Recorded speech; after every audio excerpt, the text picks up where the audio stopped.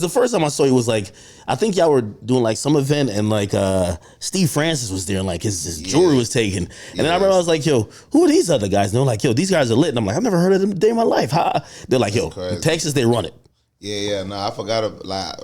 It's funny you brought that up to me because I really forgot about that shit. But yeah, like the first time you covered me was when we ended up on TMZ because one of my little brothers ended up taking Steve Francis Chain off his neck at one of our concerts or whatever because bro was just drunk tripping. He was just doing a little extra shit, and my little youngins around wasn't comfortable with the aggression that Steve Francis had. Steve Francis? I mean, Steve Francis is a street nigga too, though. Like, don't get. I be thinking because they basketball players. Yeah, a lot of people that's basketball players. Like, still, he from DC, from Washington DC. He still come from that background, and he felt like Steve felt like he had his own personal relationship with TSL from my brothers and shit. And like one of my brothers that's on my record label, one of the artists, Fifth Ward JP, was Steve Francis' artist. Like we had them both signed together. Like I had them signed 50%, Steve Francis had them signed 50%. So he felt a little bit more authority on stage that he actually had. And you know, it was just a small situation, but you know what I'm saying, we corrected that shit. It's all love. But yeah, like in Houston is I would say I'm like a phenom. I'm like a hybrid. I'm like a spliced, genetically modified version of all the old great things about Houston, and then the things that Houston was missing. I'm the substitution for those things. I'm the fill-in for those things. The energy that was missing out of Houston, or the creativity, lack of luster that was missing out of Houston over the decade of time that came. That was. Previous to me, you know what I'm saying, before 2013, 2014, when Sauce Walka came into the industry. You know, talking like Bun B and the Houston heyday is the, you know what, Pimp C and Bun B, theoretically, they really go back to the 90s. But if you saying the golden era of Houston is like 2004 to 2007, that's like when you got you get Paul Wall, Slim Thug, Chameleon, Now I'm Riding Dirty. That song went diamond. I forgot Chameleon's from Houston. Yeah, Chameleon from Houston too. Now the whole world was fucking with the Houston. The whole world was screwed and chopped and sipping syrup, but it didn't come from the original people that sound came from. With all due respect and love, Slim Thug is the GOAT, though. That's like one of the greatest ever from Houston. But we just speaking on, you asked me what is Houston culture, so I'm explaining to you for the viewers that don't know. The screwed and chopped and the slowed up culture, the double cup culture, the 84s, the swangers, the rims, the cars, all of that comes from the south side of Houston. All of that comes from the screwed up culture, the double cup culture is what we call it. And that is initiated from DJ Screw, Screwed Up Click, Lil Kiki, Fat Pat, Mafioso, Big Steve, Zero the Crooked, Lil Flip, Hawk, like a bunch of these legendary figures that's from the south side of Houston. Majority of them didn't get to make it outside of Texas, though, as far as like household name artists, because a lot of them either passed away early, went to jail. DJ Screw, the entire sole proprietor, like the creator of this whole way of life, he passed away in 2000. So the Houston that the world fell in love with publicly, like, Don't get it twisted. The underground scene of Houston, the Screwed Up Click, they had notoriety, but it was nowhere near the notoriety that was given to Swisher House when they was on BET and the BET Awards and winning Grammys and things like that, which is cool because it still put Houston on another pedestal. But when their time of ended, when that momentum ended, when it was time to change the pace and create new things and keep up with the velocity and the creativity that the youth and younger artists are coming with, our artists was not able to keep that ball rolling, nor were they connecting with a large amount of the young new talent that's emerging out of Texas to keep the inspiration and keep the flame lit. Like, say for instance, when after 2 Chainz has been on his run for 2 Chainz on the 20-year run right now, approaching the 20-year run. Yeah. Okay, so when 2 Chainz get to his 10-year decade, his 9-year decade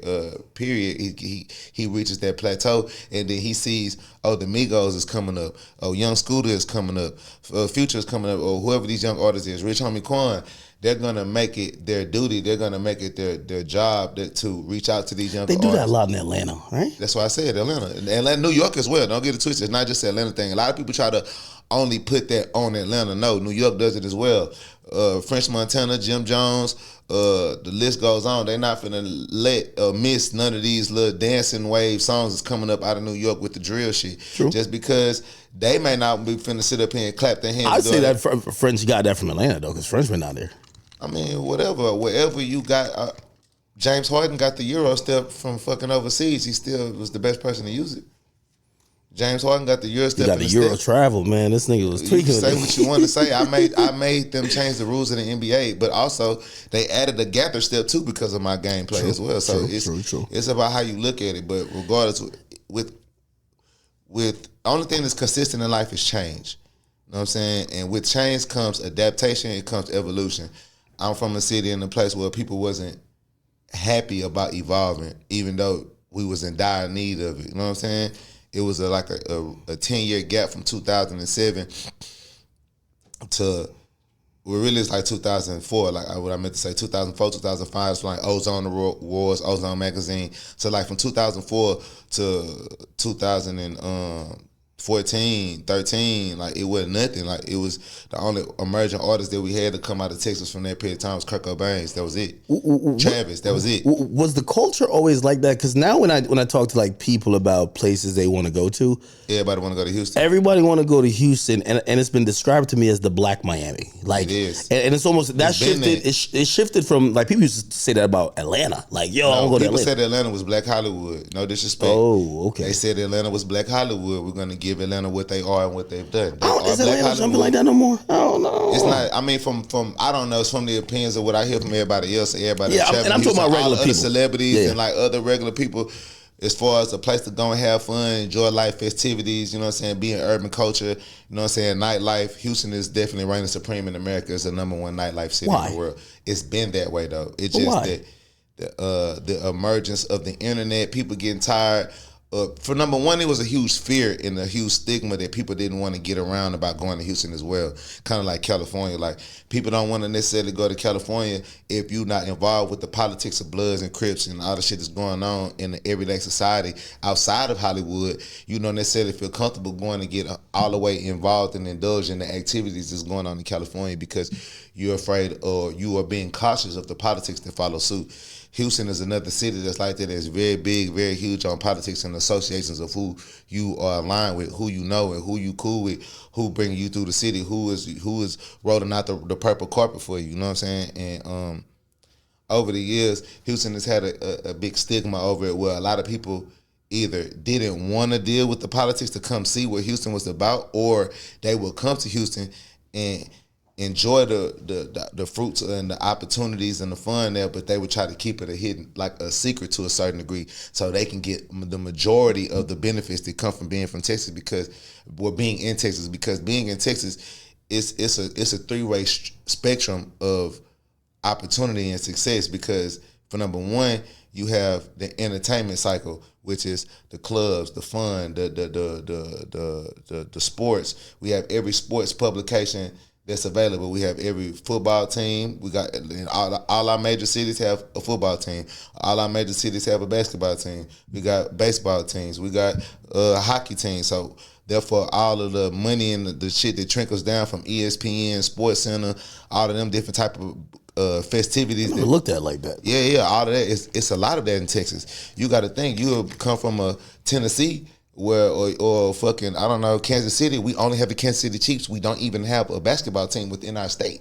You know what I'm saying? That college to major league sports, that all creates a bigger economy. It all creates a bigger ecosystem. I forgot there's San Antonio Spurs, Dallas Mavericks, Houston Rockets. Yeah, keep going. God damn. Dallas Cowboys, Houston Texans. Yeah. That's a lot of shit. Yeah, in one state. All within the 3-hour radiuses of driving to each other. Not to cut you off, but just to get to the point, the excitement and the fun has already been there, because we have, like I said, we have the entertainment, then we have the landscape of Texas, which is the real estate is cheap, the taxes is cheap, the buying cars is very easier to get cars. You don't have to have a driver's license to buy a vehicle. What?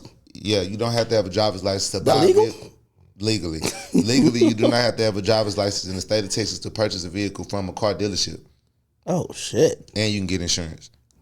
That's crazy. You know what I'm saying? So it's like Texas is like it's its own war and law. You know what I'm saying? And the other aspect of it too is that the immense amount of people that's from around the world that's in Texas is very much diverse. It's every race in the world runs through Texas, but once you come through Texas and you live in Texas, it's something about Texas that makes you a Texan.